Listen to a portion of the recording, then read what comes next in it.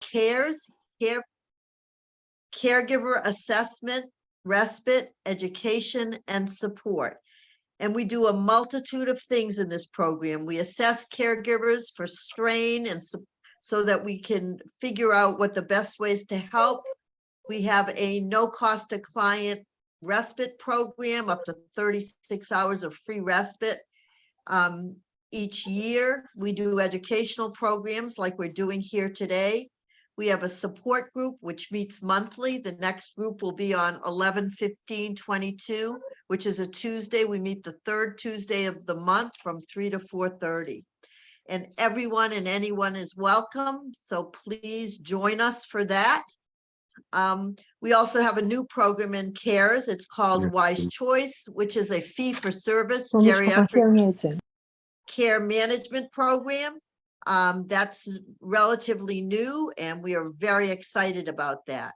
We also have many additional services at Jewish Family Services in Ann Arbor, including transportation, Thrive Counseling, nutritional services. And we are in the process of building a new kitchen, which will be, which when will be completed, will be able to feature medically tailored meals for folks.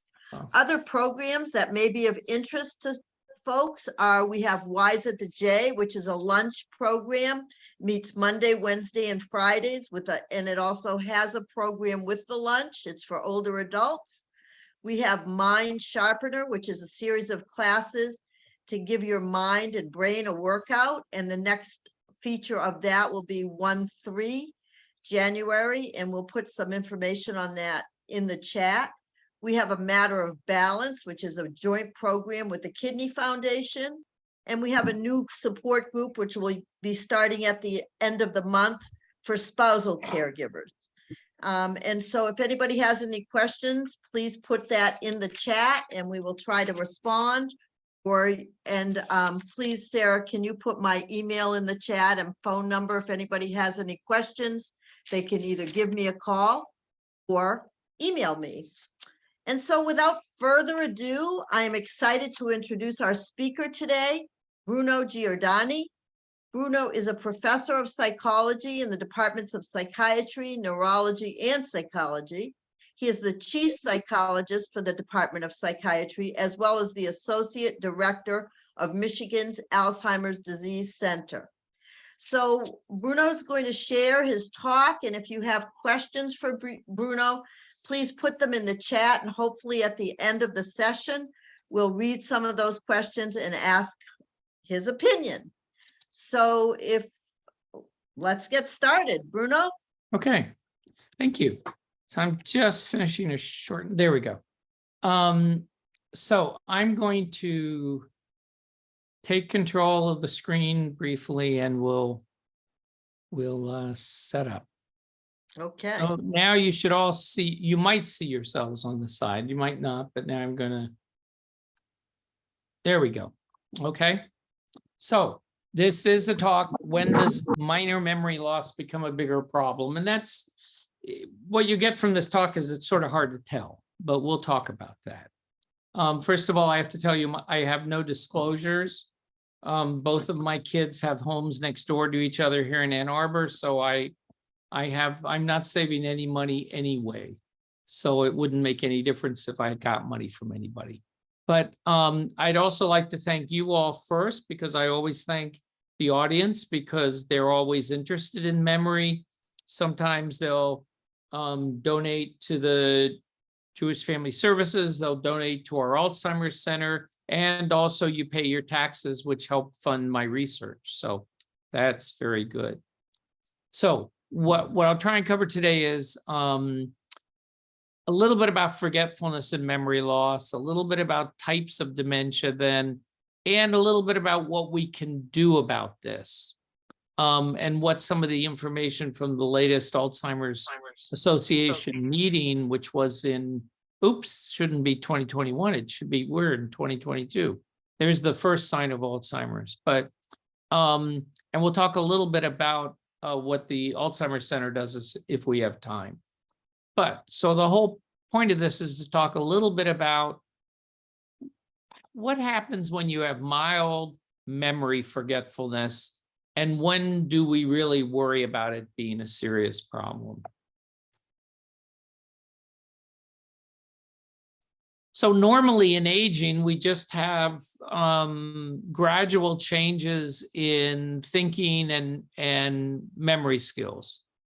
It should be main thinking, but in thinking and memory skills, it becomes harder to focus. We absorb information quickly, but we process it a little more slowly. By age 60, it's interesting to say that about 50% of people over age 60 have a memory concern. But when you really look at what that memory concern is, you find out really that they're mostly mild lapses that are things that happen to all of us with aging. The sort of senior moments are real partially because this thing called the fan effect. As we get older, our fan sort of closes in a little bit and we don't pay as much attention to the periphery. So things going on around us, so we may miss pieces. Like I spelled a word wrong in the first sentence. But although persons who show real concern about changes in memory and thinking that they perceive as significant and continued, these are persons that are also often called subjective cognitive decline. And these are people who possibly are aware of the earliest signs of mild cognitive impairment or dementia. This is really true if we see this as a continuous problem, not as little senior moments we all get. And there's a lot more interest in this group of individuals now, because now people who have very serious subjective cognitive concerns really may have problems, but it may not be noticeable. So we have a study going on in Detroit where we're asking people to come in who think they've had a change in their memory or cognition over the past year, as an example. And what I find is 50% of those individuals who come in that way are, in our And you're in the house, perfectly normal. go out, listen to this and take a walk. And 50% of them are really individuals who have what's called mild cognitive impairment, that we can find a noticeable cognitive change that's not yet affecting their everyday life, but it's definitely there. So there are individuals who are more aware of problem changes than before. But what it means is, although some forgetfulness comes with aging, we shouldn't ignore these changes that may come on a regular basis. The best person to talk with is your doctor. If you've noticed you've had problems, you can talk about those problems, and you and your doctor can review some of the things that are normal and some of the things that make us begin to wonder about another sort of process going on. I mean, it's normal for all of us to make bad decisions once in a while. We always do that. But making poor judgments and decisions most of the time is probably a real area of concern. If you miss paying a bill once, and you get a notice you didn't pay the bill, that's one thing. But if you have problems caring for monthly bills, and if they're sort of piling up and checks aren't being written, the first sign of my mother having problems was because she was writing checks. And she was writing a check, realizing it was wrong, tearing it up and putting it in the back of what she had, one of those big checkbooks to pay her bills. And pretty soon she noticed a whole bunch of torn checks back there, and she couldn't remember how they got there. So then she thought my daughter, who she loved, was practicing her handwriting by leaving the samples in the back of her book, because she never thought she would do a check wrong. So the earliest sign for us that alerted us really to there was a problem was when my mother called the police and said, my granddaughter's trying to steal my money. That was a bad judgment, a very consistent judgment, and it was seriously a problem. Many of us have issues with forgetting which word we wanted to use in a conversation. I haven't remembered a name since I was 28. But that's what Melody told me. the problem is, if you have trouble having conversations all the time and begin to mix up words, then that's worth having a conversation about. Same thing with misplacing things and other things. There's a lot of sort of research that has gone into what are the 10 signs, and this is from the Alzheimer's Association. This one is from a different group, but it covers exactly the same things. What are the earliest signs of a dementia? And the first thing is somebody loses their memory. And they begin to have clear memory problems that they never had before. And they have difficulty performing familiar tasks. So that this memory problem is clearly affecting their everyday life. They may have disorientation. They may have judgment problems, changes in mood, problems with spatial awareness, misplacing objects, withdrawing socially, problems with language. They can't form words properly, or difficulty planning or solving problems. Any of these things may be signs of Alzheimer's, but when you see 2 or more that are consistent, you really begin to worry about what could be going on. And it is really important for somebody to talk with their doctor if they feel that they see these problems, because this sort of opens the door to future planning. Your doctor can suggest some additional tests.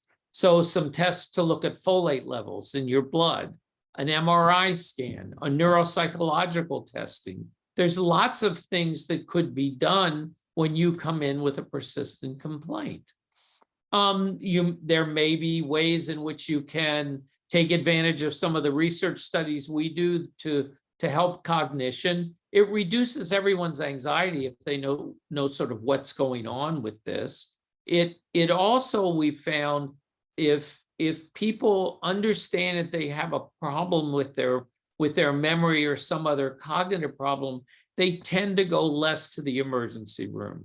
And this is really important because they tend to use less resources if they understand where the problem is, and it's really important. And if more people are aware of this, it does reduce the stigma of having a memory problem.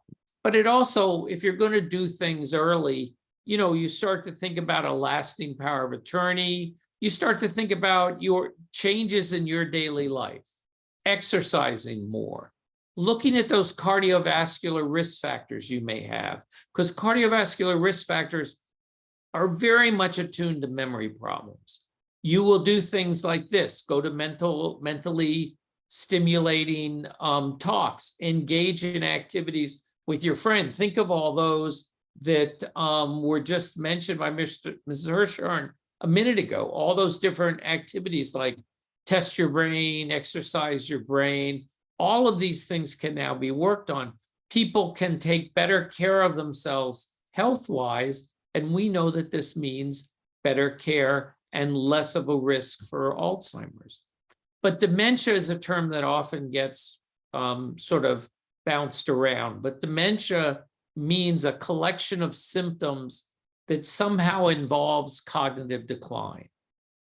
They can include cognitive problems, behavioral problems, psychological problems, but they're due to biological changes in the brain and ongoing changes in the brain. Sometimes you have 2 dementias, but there are some causes of cognitive decline are reversible, and they're not true dementias. So some people with, I had 2 great aunts who basically made their diet iced tea and petit fours for well over a year. And they had a fun time in New York, but their B12 folic acid went crazy and they began having cognitive issues, but it was really their diet. When they had somebody had to come in and help them change their diet. But the types of dementias we have are Alzheimer's disease, which is the biggest. 60 to 80% of dementias are from Alzheimer's. And a dementia means you have 2 cognitive areas of concern or 3 cognitive areas of concern, and they are significant enough to affect your daily life. That's the key. If it affects how you get things done, then the question of dementia or mild cognitive impairment really comes up.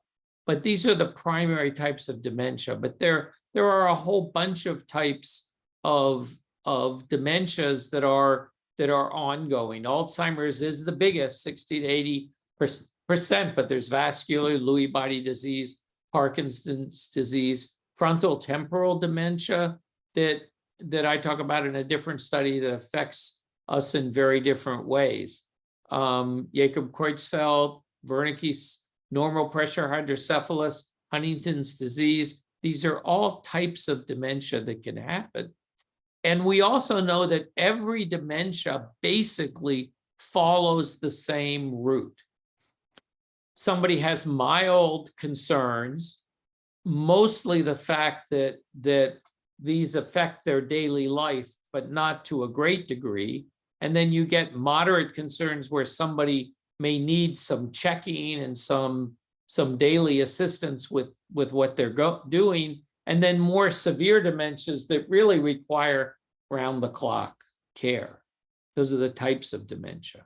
So we'll talk a little bit about preventing dementia and sort of what we can do with our mind. But a lot of those things come down to, and we'll talk about another thing that the Alzheimer's Association lists. But if you look at what's going on in research, it's really exercise, adopt a healthy diet, take some time to unwind, and do something about your sleep. These are really key factors. These are the non-medical factors that you can do. And the Alzheimer's Association sort of has 10 ways. They have those 10 symptoms of Alzheimer's disease I showed you before, and then they have 10 ways to love your brain. And those 10 ways include exercise, that's break a sweat, follow your heart. One of the most important things we can do is take care of heart disease. Make sure we have that under reasonable control. That's very important for cognition and also for a risk of Alzheimer's disease. There's a new study that came out that suggested that blood pressure for men should be in the neighborhood of 120, not 145, they used to say. Stump yourself. The whole idea that you will play games, you will challenge your brain, those things are really important. And you'll also do things with your mind. You'll take up book reading. You'll go to talks like this. You'll really keep yourself active. These are really critical things. And also, if you go out on a bicycle, you should wear a helmet, and your family should as well. Besides heart disease, injuries to the head can be significant. Injuries to the head can be a very early sign that weakens the brain and moves it towards dementia. So people with a severe head injury and things like that, it becomes a worrisome possible problem. Also, we know that taking care of your mental health, taking care of when you feel depressed or when you feel anxious.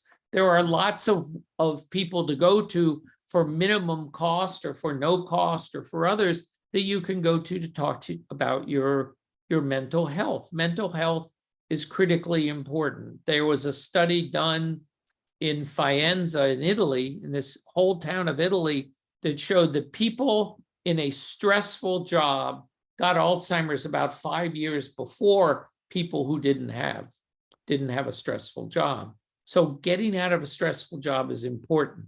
Stopping smoking. If you stop smoking at any age, it can reduce the risk of Alzheimer's because it brings on other health problems, but also it seems to be directly linked with Alzheimer's. Eat the right foods. I have a slide that sort of talks about that when we'll talk about it some more. But the other thing is find a friend you can talk to. And the last thing is check your hearing. So there's a lot of research that's been coming out about taking care of your hearing. And if you have problems in hearing, correcting that, because down the pike, if it's not corrected, that appears to be a risk factor for Alzheimer's.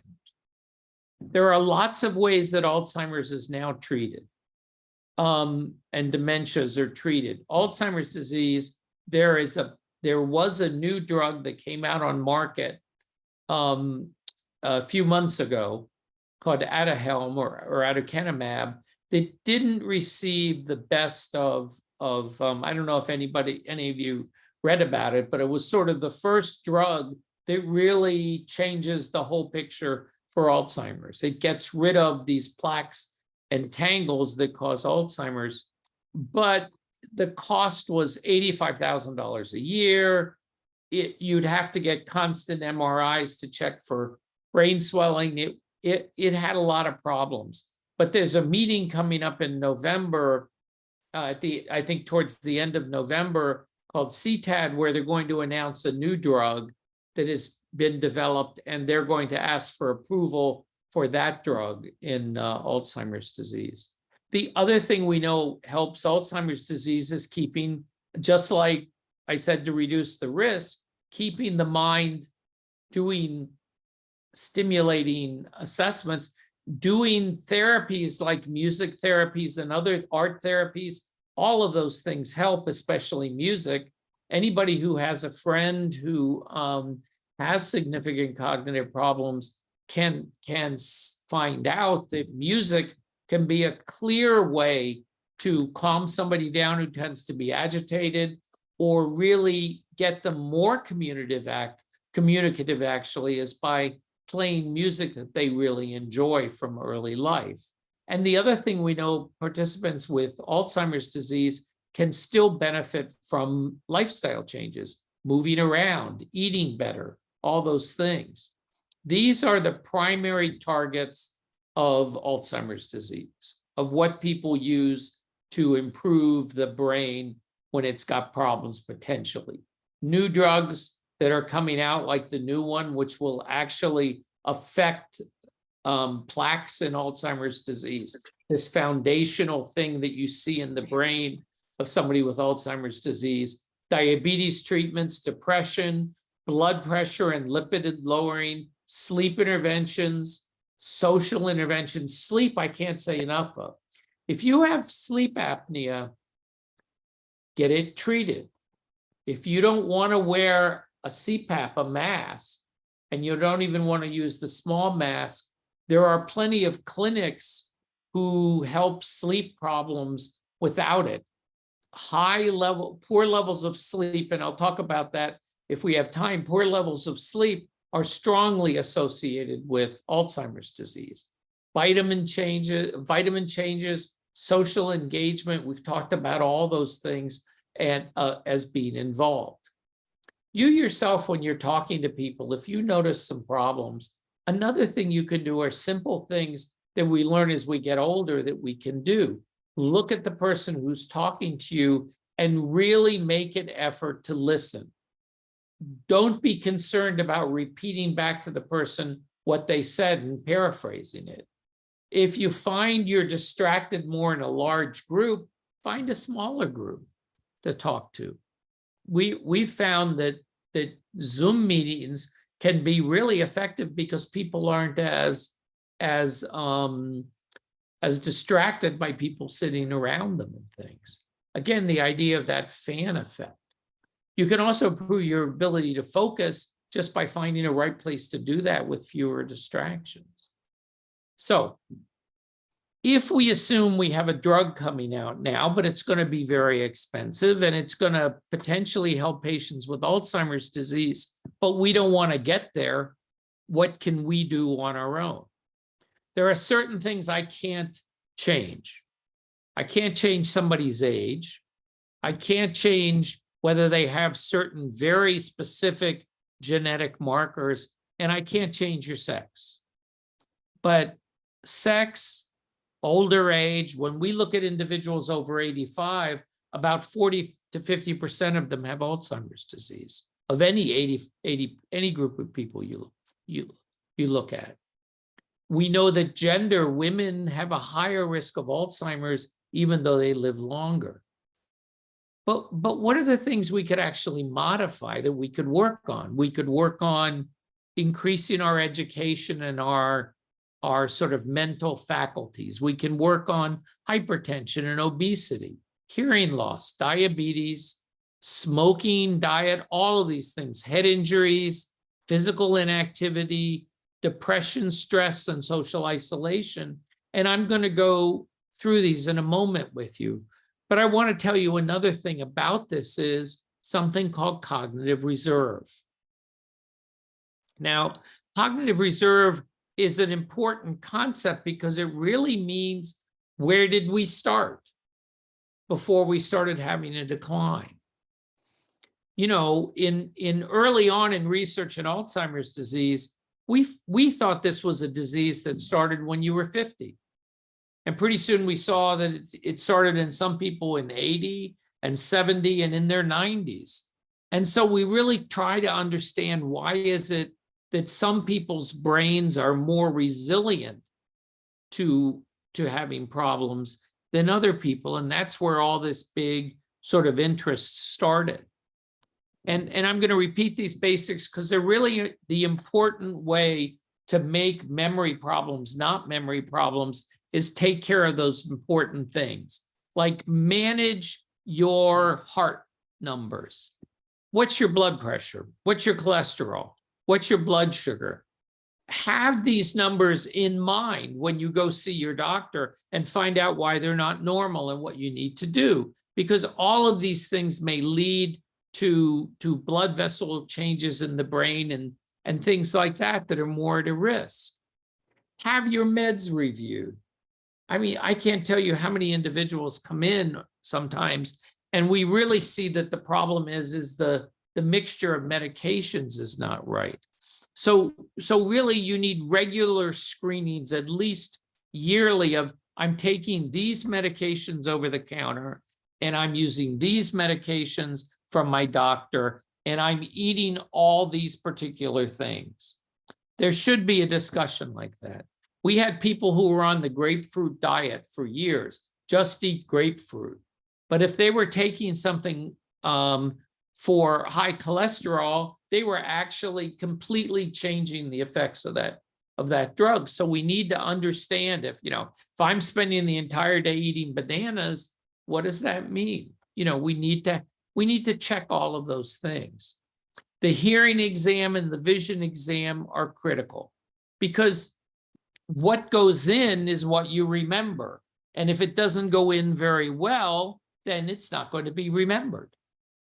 So we look at hearing and vision right away when a patient comes in and says, I think I have memory problems. Those are two of the most important things we do.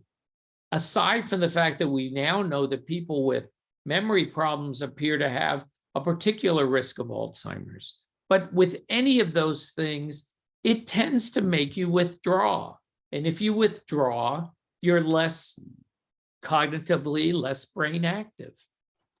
Getting good sleep has turned out now to be one of the critical things people can do to sort of make sure that their memory problems stay as minor problems.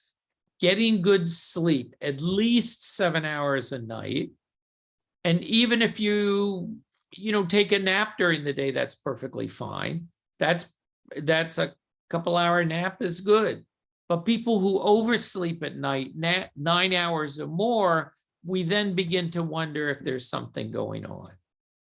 And then what I always say is, your CPAP is not scary.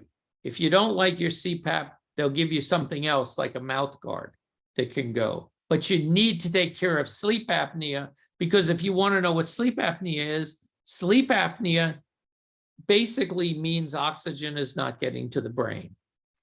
And we will have some folks come in with attention problems and problem-solving problems, and they feel it's their memory. But when we look at them, we find out that they've got very severe sleep apnea that's never been corrected. And we correct that before we'll do anything else. Take care of your mental health, right? There's a lot of interest in this because some people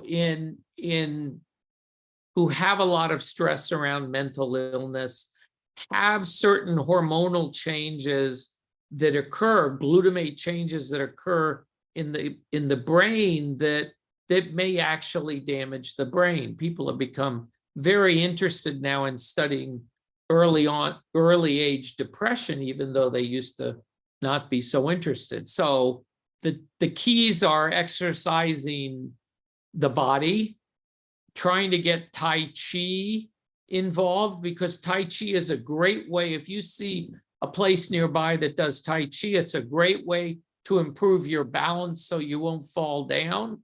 And it's also really helpful as a way of exercising the body. Take a dance lesson or two. Learn how to do the tango. I think the fact that Argentinians have less Alzheimer's disease relates more to the fact that everybody does the tango. It's a very complicated dance, and you got to remember it, and you do it with a whole bunch of other people. So there's social involvement and there's everything. And strengthening the body strengthens the brain. So what they say is 8,000 steps at a minimum. That's really critical. If you can move your 4,000 steps to 8,000 steps, it's critical for your health. Just changing the step number was associated with a 51% lowering risk of death in those age 40 and over. Just changing the number of steps you do. I have a really severe back problem and I'm going to have surgery. And the reason why I'm having surgery is basically because I can't walk anymore. And I'm hoping that that surgery will get me to walk, because for me, walking is really critical. So you really have to, the other thing to understand about exercise, a new study just came out this year that really showed that neighborhood grocery trips and walking around the block and things that aren't high intensity actually do very well at lowering risk. Certainly, moderate exercise, real physical work and weightlifting and running and aerobics and stuff certainly lowers the risk, but the stuff we do on a daily basis actually can have an effect. The other thing is smart eating, right? So there are two diets that I would mention to you. Actually three, but one is made up of the other two: the MIND diet and the DASH diet. And you can read about these things probably on the ADRDA website. I mean, the what's the senior AA, not AAUP, AARP.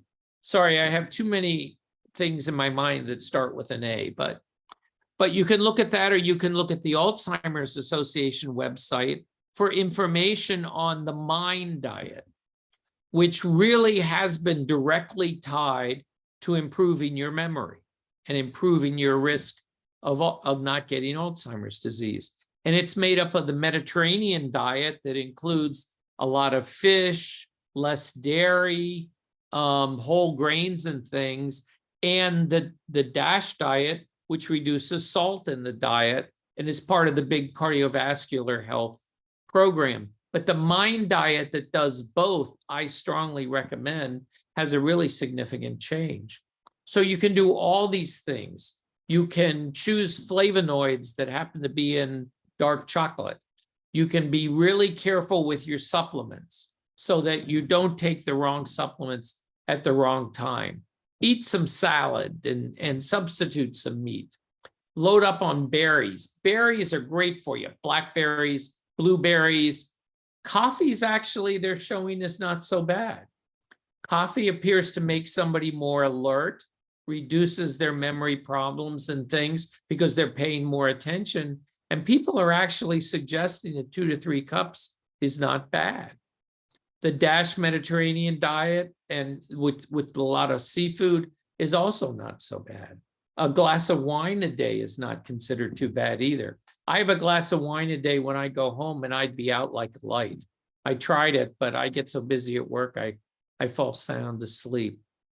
But there's a new study that's come out about obesity that's really quite alarming, that obese individuals have a 31% higher risk than healthy weight individuals of Alzheimer's disease. And that this is a real problem. And if you want to see a real problem, you can look at this, which is the heart attack belt, or some people call it the weight belt. But this is the middle of our country, including Michigan. Congratulations. Michigan moved up there about 5 years ago, which are states that include over 35% of obesity. It's a very serious problem. So we've talked about quitting smoking. It's never too late. A new study has shown that even if you quit when you're 85, it may reduce your risk. Alcohol is another big one. People say no more than 2 drinks for men and 1 drink for a woman. Again, it's one of those things that women have that's different than men, but it's part of the way the hormones in the body breaks down alcohol. But frankly, I try to reduce it more than that.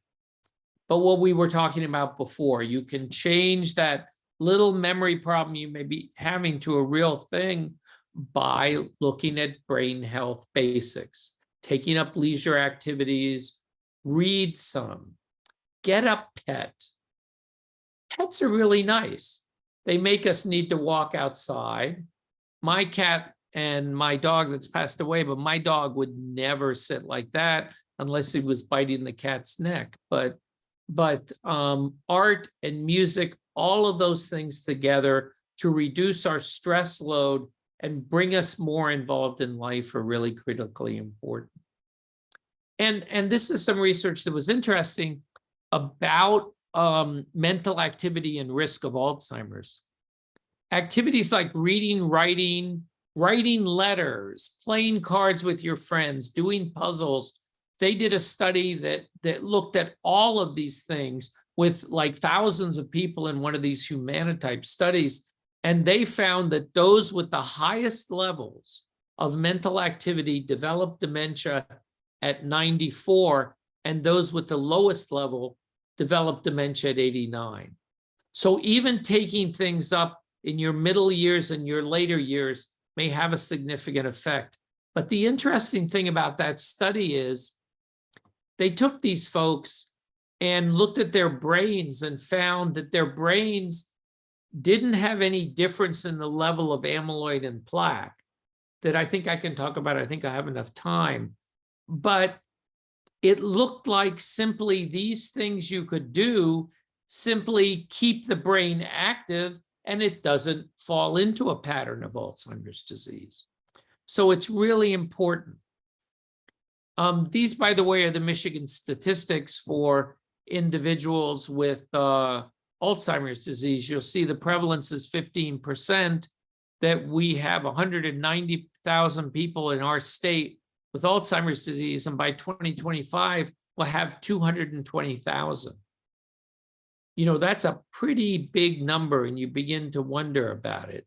And the number of deaths from Alzheimer's disease in 2019 was 4,467, and there'll be 100. That's 107. Excuse me. That is 171.4% increase from 2000 in just a short time. So why do we have more Alzheimer's? Does anybody know? Why is it that Alzheimer's disease is so much more prevalent in our state and in any state? The reason is 2 things. We live longer, right? We're living longer and longer. And if 40 or 50% of individuals over 85 have Alzheimer's, Alzheimer's disease is the biggest marker. We also don't, we need to take care of ourselves better as we get older. All of these things make a difference.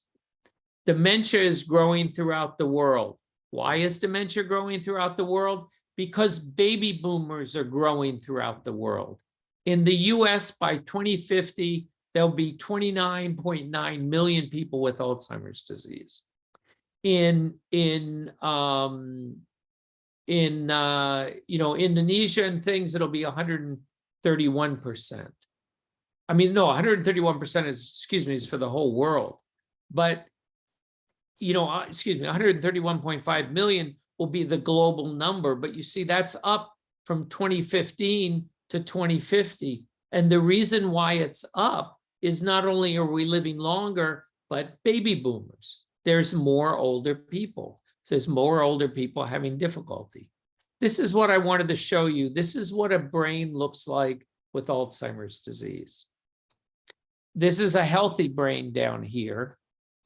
And up here, we have a brain with Alzheimer's disease, which has these things called plaques, which form because the brain cell cannot absorb a precursor protein. That is, brain cells need to live on proteins, but in Alzheimer's disease, the wrong little chefs, the wrong enzymes come along and cut things up, and the cells can't absorb the protein. So you get these big clumps of amyloid plaque.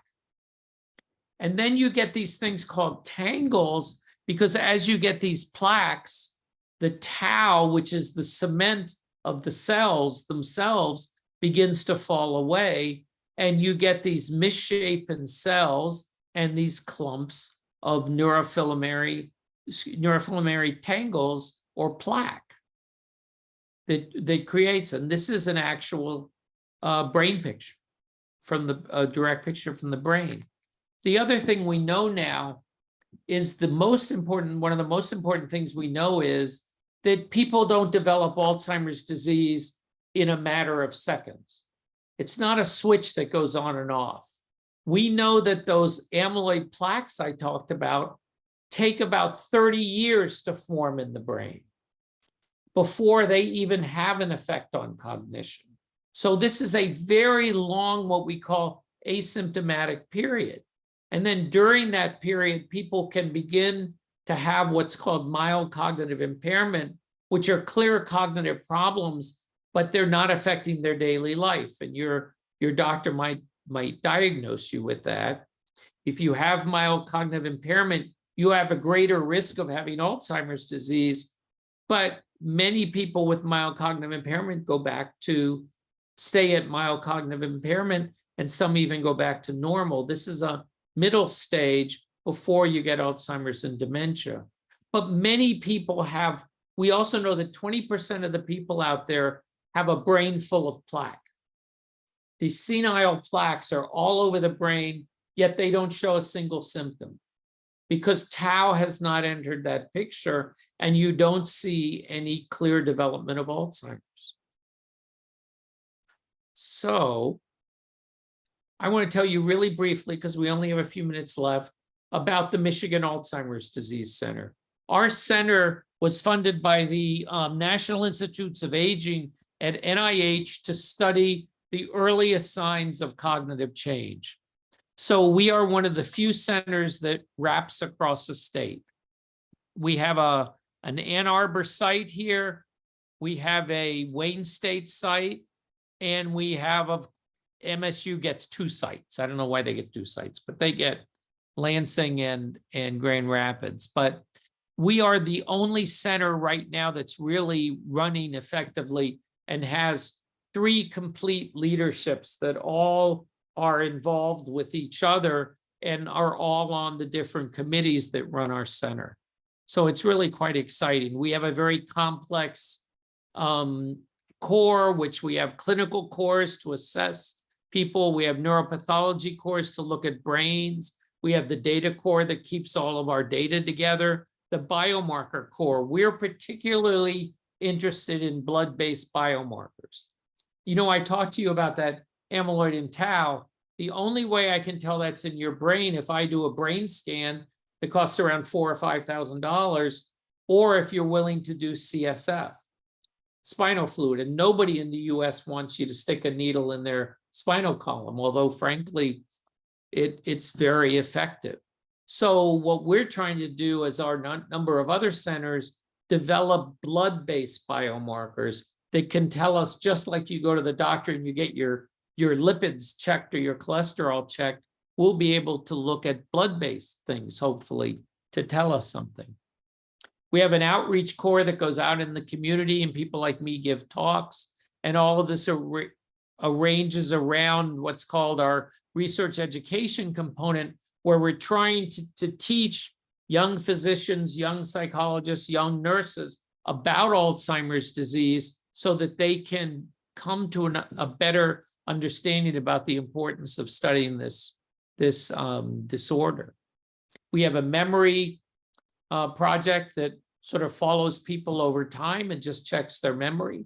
Starts early on before many people even have problems and just monitors them over time. We have a number of other studies going on that what we call co-enroll. So they all share data with the with our Alzheimer's Center. So all of these studies going on give the Alzheimer's Center additional ways of collecting data. We have a super aging initiative ongoing now, where NIH is really interested in individuals who are over age 85. Whoops, I messed up that slide, but you can find it by going to the Alzheimer's Center. But this super ager study is really interesting because it's looking at who has stayed healthy past the age of 85 and why are they special. We have diverse VCID, which is doing all this brain imaging to look at for people. We have a brain stimulation set of studies that are going on to help people by not only doing cognitive training, but also doing some brain training just by using those little electrodes or those pads to send a very low voltage, about like a 9-volt battery, through aspects of the top of the skull while they're learning, because it appears that putting those in different areas seems to improve their learning. We have our EEG study going on in Detroit. We have a driving study going on that is a very large study that comes from the government, where we're looking for healthy individuals and people with mild cognitive problems who are still driving up to 4 or so times a day. We outfit their car. We have them do some simulator, pretend driving on a computer. We have them driving around Ann Arbor, and then we leave them alone for 2 months to drive with their car all outfitted. Because if you think about it, driving is the most complicated thing we do.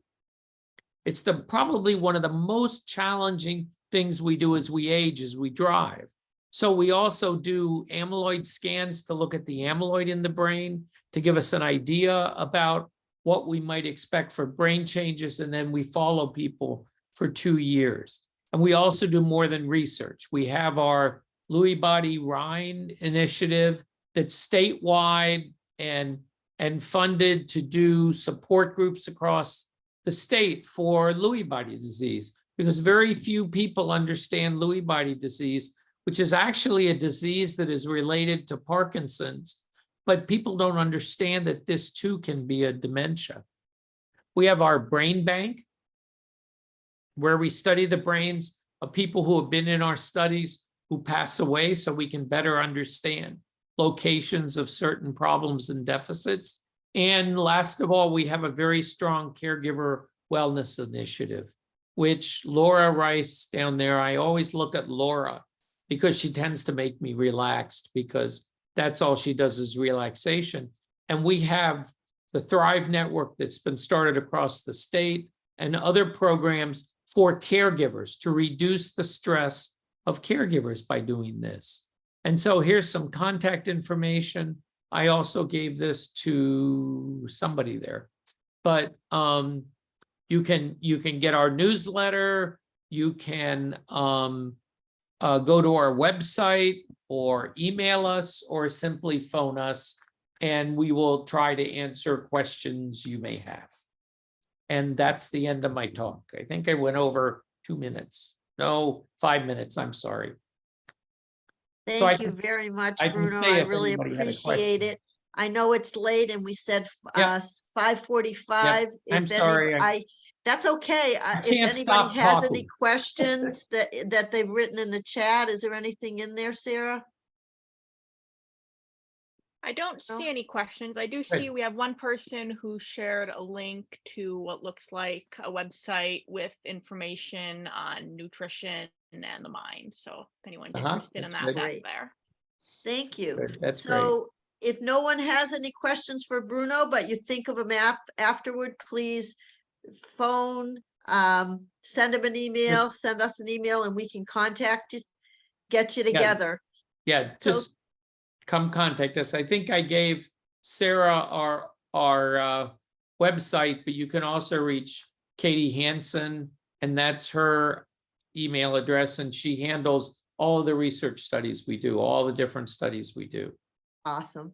Thank you so much, Okay. everybody, for joining us. Look Bye, forward to everybody. seeing you in any of our programs. Yep. Good night. Good night.